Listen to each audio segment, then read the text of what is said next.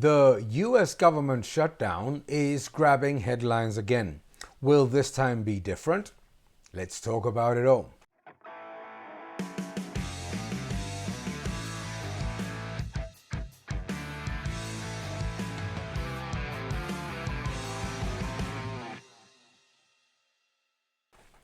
Hello everyone and welcome to my YouTube channel. Thank you so much for subscribing. Thank you for leaving your comments below, and also please give a like to this video. It's very important.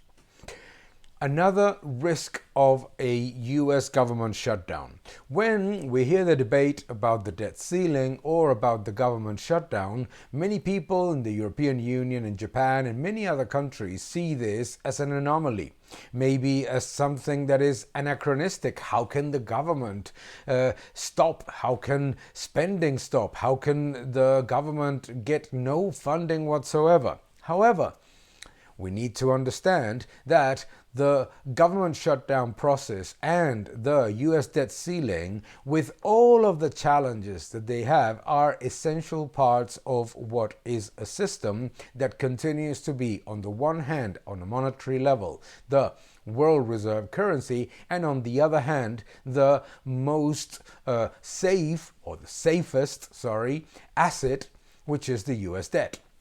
It means basically that there are checks and balances that force the government to be more prudent in spending. You may say, and rightly so, that how can you talk about prudency in spending with $1.7 to $2 trillion of deficit almost every year? And you're absolutely right. And therein lies the problem. The US government shutdown is expected to generate a negative impact on the US economy of something like 0.5% on an annualized level in GDP if it lasts for 10 days. However, we must understand as well that in the 2018-2019 shutdown, the impact on the economy was very, very limited. Actually, the economy grew by more than 2%, so there was very little negative impact from the government shutdown.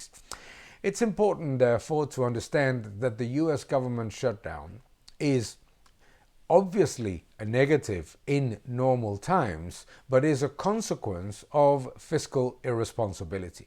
The problem is not the shutdown. The problem is monster deficit spending year after year, regardless of whether the economy is growing, whether tax receipts are at an all-time high, or whether there's going to be a recession. It seems that the government always spends massively above the tax receipts no matter what happens. And with an economy that is growing as fast as the United States with almost full employment, we must understand as well that government deficit is generating the problem of inflation when it is monetized by the Federal Reserve.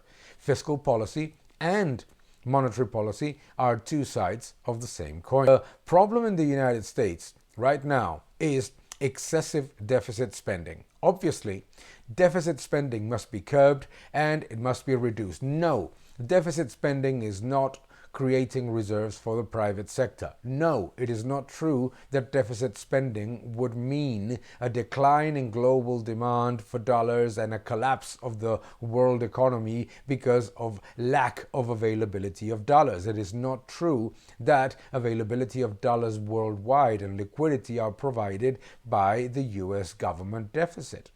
They are provided by swaps between central banks and obviously by prudent investment by the private sector. It's not true that deficit spending is a necessity and that the so-called problem of having the world reserve currency is that you have to run a massive trade and fiscal deficit. That is not true.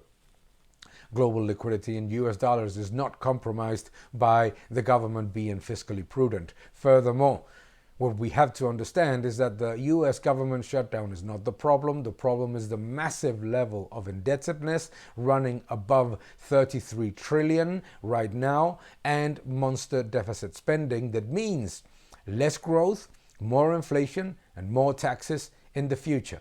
Keep defending freedom.